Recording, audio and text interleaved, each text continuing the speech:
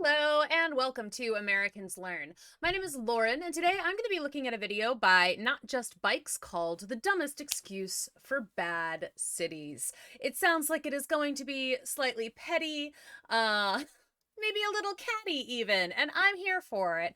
I want to know which cities are considered bad, first of all, and why, and the reasons for them. I'm curious. I mean, I imagine it's going to be something like, Boston, and the roads there are horrible and very, very difficult to drive on. And there's like very few street signs and the off ramps are so short and sorry, I hate driving in Boston. I imagine it's going to be stuff like that. So I'm looking forward to seeing what Not Just Bikes has to say about it. Let's go. I make videos about walkable cities and urban mobility. I mostly talk about great cities in Europe, so as you'd expect, I get a lot of excuses and cope, especially from North Americans. Now, I'm not particularly interested in making debunking videos. I'd rather show you examples of great cities and let my experiences speak for themselves. But there's one lame excuse that is so common, so prevalent, so ubiquitous, that I want to talk about it. And that's the excuse that my country is too big to have trains, bicycle infrastructure, walkable neighborhoods, or whatever. This is an excellent and well thought out explanation as to why North American cities are so terrible. Well, that is, until you think about it for more than about 12 seconds. Yeah, because I do agree with that. Like, if we originally they had kind of planned on having more like proper rail systems here, but then capitalism. Like, from what I understand, it was literally car companies wanted to make more money, so they literally convinced essentially the world that they were super necessary and needed. They convinced all the politicians that they were important, then people needed the cars, and then they started making everything more car friendly as opposed to like anything else. It's like, you could have a good, we could have had such a good train system, you guys. We could have had such a good train system. But no.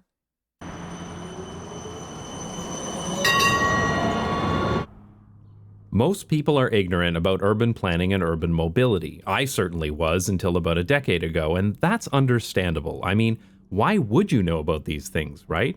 But Americans are uniquely ignorant because American cities are very poorly designed, and their insular culture and limited international travel opportunities means that most Americans have never even seen a well-designed city. Though, to be fair, Canadians and Australians aren't very far behind. So when someone new to walkable cities sees an example of a great city and they realize it's clearly better than where they live, their first gut reaction is to grab any difference between the two and make that the reason as to why their city can't be the same. Sometimes it's the weather, Canadians love that one. Sometimes it's culture. Sometimes it's population. Sometimes it's a misunderstanding of history. I love that, like, as he's using the debunking things that people try to use, he literally is just showing proof that that's not right. But usually it's, that European country is small, my country is big, this video is stupid. Guy with sunglasses in a truck. Oh my god. That guy is everywhere on the Twitter. And you're an idiot, or something along those lines.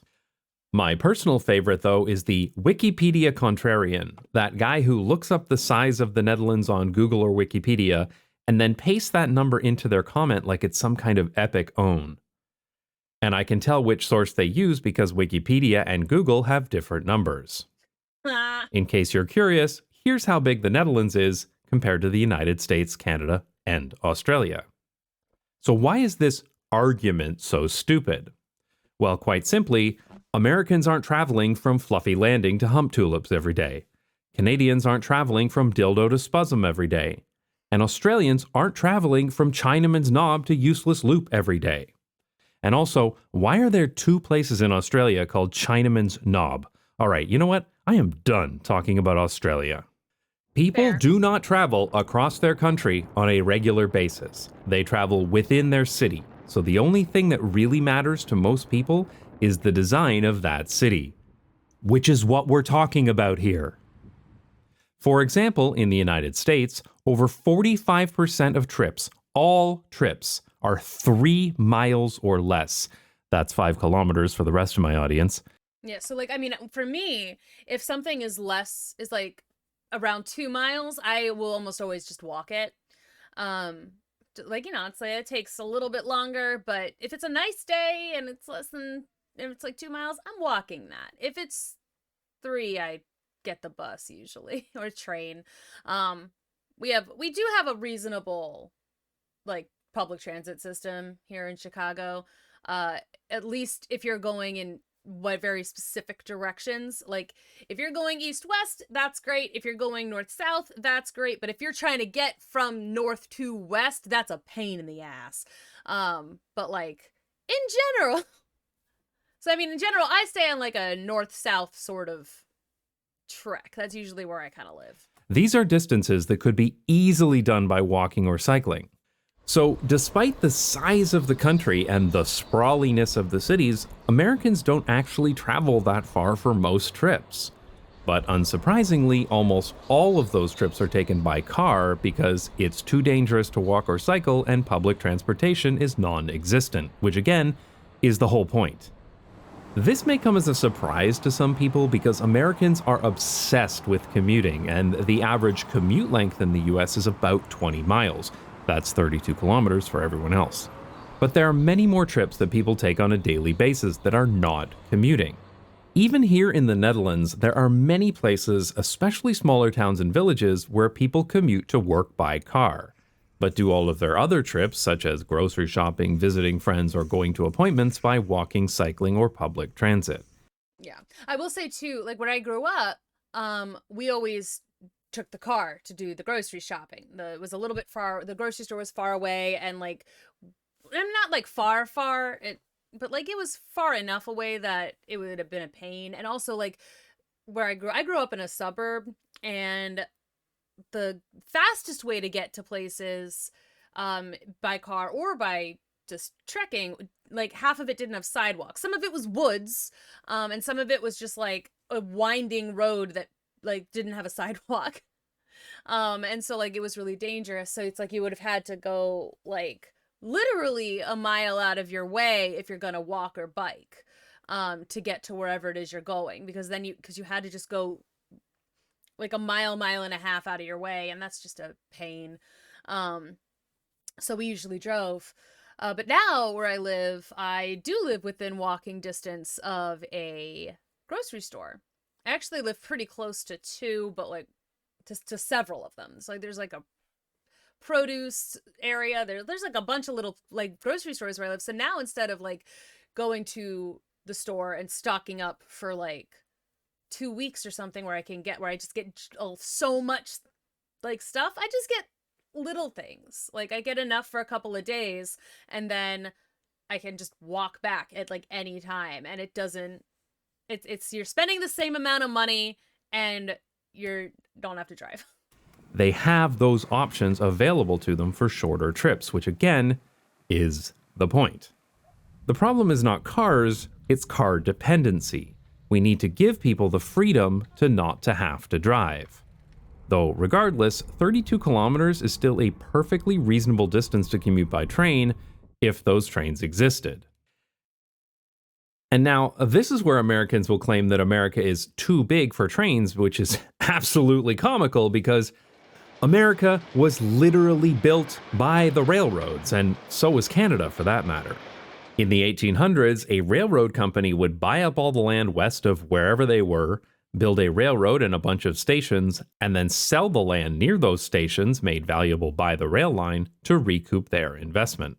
Nearly every town, city, and village in the United States and Canada had a train station and was connected by rail, with very few exceptions. And almost If you've ever played the game Ticket to Ride, you'll know where a lot of those stations are. That is a fun game, but like again, they kind of gave up partway through. Like they had this really reasonable rail station, like rail system going on, But now it's just like you've got like one option if you want to go like from Chicago, for instance, to Seattle. Like, and it's like there's like one train that can like take you across country essentially, and there's a couple of different places where it splits, but like it's so limiting. It's really just it's sad. It's sad. Almost every city and town had a streetcar line too, with very few exceptions. And every one of those places was built to be walkable, as every one of those places was built before automobiles were common. So like I feel like I've never seen the like the streetcar or whatever here in Chicago. I think sometimes they still do it around Christmas, but it's like a fun thing. But where I grew up in Baltimore, they did have what we called it the light rail, but like it was basically the same thing. It was just like you drove we did drive to the area where the light rail started. But then that would just take you right into the city, and then from there you could get almost anywhere in the city from that particular light from the light rail. And then also the buses, at least when I was growing up, the buses in the city were free. The Charm City bus was a free bus, so you got on the light rail for like $1.75 would get you to the city, and then you have your ticket. And then it was so that was nice. Like it was an easy way to get around. Again, with very few exceptions. 100 years ago, you could get a train from almost any city to just about any other city on the continent, and even many towns and villages too. The reason those train stations don't exist anymore is because they were bulldozed, often to make room for highways, along with the walkable downtowns they were connected to. American cities were not built for the car, they were bulldozed for the car. But even if North America wasn't built on trains, and to be clear, it was, the size of the country would still be irrelevant because most intercity travel is still regional. There are dozens of city pairs in the US that are the perfect population and distance for high-speed rail or high-frequency rail, and City Nerd has made a video about this if you'd like more details. As for Canada, it may be a huge country, but about 50% of the entire population lives in this little area, which is literally in a line. And this is Japan to scale, the country famous for all its trains. So yes, Canada, you can build a high-speed train between Toronto and Montreal. And by the way, here's China with its high-speed rail map.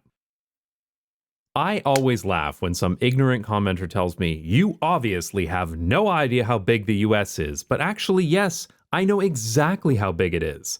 Because I've driven across the continent 8 times.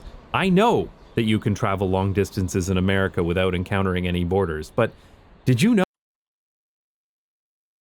I mean, controlled borders, but they're still borders, but that's the least important thing they're wrong about. See, I knew this was going to get a little sassy. Oh, that you can do that in Europe too? This is the Schengen Zone, a group of European countries that allows visa-free travel. That means I can drive to any one of these places and never encounter a border at all. Yes, I know I can't drive to Iceland. But the Schengen Zone is not constant, and new countries are being added every few years. For example, Croatia was just added in 2023. And Bulgaria, Romania, Cyprus, and Montenegro plan to join in the near future. Ooh, that's cool. That's fun. I've been to Spain in there, in the Schengen Zone. That's the only place I've been. But if that happens, will Amsterdam need to tear up all their bike lanes because the Schengen Zone is too big? No, of course not. That would be stupid, which is the same reason why saying America is too big for bike lanes is also stupid. The fact is, it is possible to build walkable neighborhoods everywhere. They have existed in every country on Earth for thousands of years. And it is possible to connect those walkable places together by high-quality public transportation, to make it so that people can go from any walkable area to any other walkable area, regardless of the size of the city, the country, or the continent. That's how I can bike to the station in Amsterdam, get on a high-speed train to Berlin, transfer to the U-Bahn, and walk to my hotel. But even if size did matter, then why isn't Maryland covered in bike lanes and train tracks, or Hawaii, or Prince Edward Island? Yeah, I mean, that's because, like, in Maryland, too, like I said, like, there was, like, a one area that you could go that was a light rail. It wasn't a train, it was like a trolley essentially that would take you from like this Baltimore County into Baltimore City. But like you still had to drive to get there because it was not safe to walk or bike to get to the place where it started. Um, and in Maryland is a lot of hills. I don't know if you know that about Maryland, but there's so many hills. Um, I will say, like, I consider Chicago to be a fairly walkable city, more walkable, I would say, than Baltimore. But like that's like a downtown Baltimore thing is, it's just easier to grab a bus or something, or the light rail to get where you want to go. Um, but I consider Chicago to be a fairly walkable city. I can, more or less get where I need to go just by walking for a mile or two, and it's not a problem. Instead, pretty much everywhere in the US and Canada looks exactly like this, regardless of where it is or what size it is. So, why do American cities suck so much then? Well, there are lots of reasons, as I've talked about in many, many previous videos, but I think the most important one to talk about here is bad land use.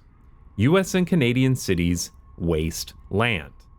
They use huge amounts of land for single-family housing, surface parking lots, low-density developments, and excessively wide stroads. When you travel around any North American city, you'll see empty lots like this all over the place. That's true. There's no acknowledgement that good land is valuable, that it can be used for more efficient purposes. If The only thing that I think gets like reused for now is to build up more condominiums. And like it's like come on, like I'm so sick of like recently what they did here that like pissed me and a lot of other people off is that there was like they repurposed this hospital parking lot to build condominiums. And I'm just like, we don't need more $1 million condos going up in a place where the hospital should be able to make use of the property. the local strip mall goes out of business, it isn't turned into something more useful, it's just left there to rot. And a new big box store is built farther down the road. This makes everything too spread out to walk and too inefficient for public transportation, and it's usually too dangerous to cycle because of all the cars. This is ultimately the root of a lot of the problems that I talk about on this channel. In particular, I made the video linked here in the top right about how this explains why public transportation is so bad in North America. Now, you could argue that a bigger country lets you be lazier with land use, but on the flip side, the Netherlands doesn't have good land use because it's small. It has good land use because there were policies and regulations put in place to use land efficiently in order to protect good quality arable farmland, which is one of the reasons why the Netherlands is the world's second largest exporter of agricultural products by value. This wasn't an inevitability, and there are lots and lots of smaller countries in the world that don't do this right. The United States destroys over 750,000 acres of natural and agricultural lands every year to build sprawling suburbs. Of course they do. And Ontario, Canada, where I'm from, destroys 175 acres of farmland per day to build more car-dependent suburbia. That is a choice. So when Americans say something like, US cities are too big and spread out to do whatever, then yes, that's true. But that is literally the problem that urbanists are trying to solve. So it's not really helpful to restate the problem and then use that as the excuse as to why it can't be solved. Though, especially because it was a problem we created. It was not a problem that existed at first. It was a problem that we made happen on purpose so that oil barons could get rich. I admit, actually fixing American and Canadian cities after they were destroyed by car infrastructure and then rebuilt to be car dependent is a very daunting task, and I'm personally not even convinced it can be done in the foreseeable future, which is a big part of the reason why we left North America for a better city in the Netherlands in the first place. Because ultimately, the Dutch make great places while North Americans make excuses.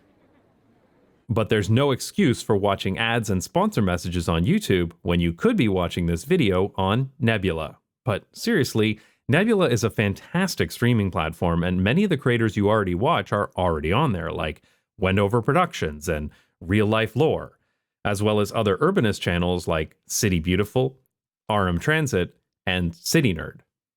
All content on Nebula is ad-free and sponsor-free, so my Nebula viewers don't see sponsor messages like this one.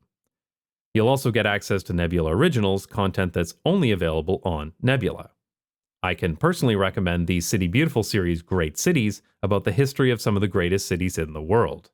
There's also Nebula Classes, full-length classes from your favorite Nebula creators, now included with any subscription to Nebula. If you sign up using the link go.nebula.tv/notjustbikes, you'll get 40% off an annual plan, which gives you all of Nebula for as little as $30 per year, which is a pretty great deal for such a good streaming service. By signing up with this link, you'll also be supporting this channel as well as any creators you watch on Nebula. Thanks to Nebula for sponsoring this video. I'd also like to thank my supporters on Nebula and Patreon who don't pay me to make excuses. If you'd like to support the channel, visit nebula.tv/notjustbikes or patreon.com/notjustbikes. Okay. Well, he touched on some of the things that I thought he would touch on for sure. It is car infrastructure that made that a thing. Like, for sure, that was like, but it really was, though. It's like we started, like, cars started becoming a thing and people wanted to make some more money, and so they like basically convinced the people that they needed to convince that the cars were a necessity and there to stay. I've been living in Chicago now for 7 years. And again, I don't have a car. I will get I get a Lyft or an Uber occasionally. Sometimes it's nice to have someone give you a lift but I mean, I can still technically get anywhere I need to go with public transit and maybe a little bit of a walk. Sometimes you have to, transfer buses or something, but it works. And again, most of the places that I go on a regular basis, I can walk to them. Like I can walk to almost anywhere I go regularly. And it's like I've gotten used to it, and it's not that hard.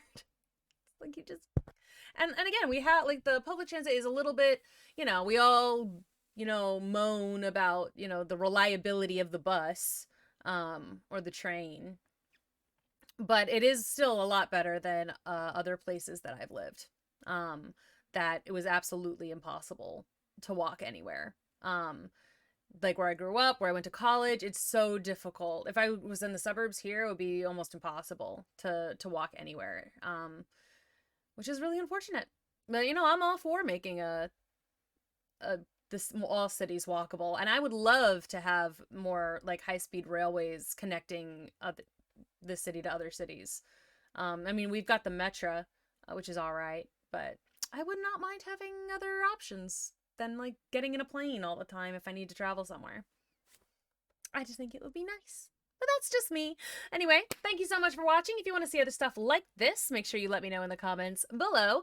If you want to see more from Just Not Bikes, I will also be more than happy to experiment with that.